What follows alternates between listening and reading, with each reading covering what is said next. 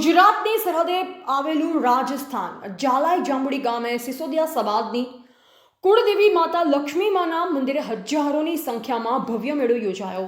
વર્ષોથી પેઢી દર પેઢી પરંપરાગત રીતે મનાવાતા આવી રહેલા બાપ દાદાઓના વારસા પ્રમાણે મેળા યોજાવામાં આવ્યા છે। સિસોદિયા સમાજની 52 ગામોની સમાજ આ મેળા અંદર એકઠા થઈ ભેગા થાય છે। દરેક સિસોદિયા સમાજના ગામો પ્રમાણે વાજિંત્રો ઢોલ નગારા સાથે લોકો ડીજેના સાથે રમઝટ તાલે રાસ ગરબા રમી ઉલ્લાસ ઉમંગ સાથે ઉજવવામાં આવે છે।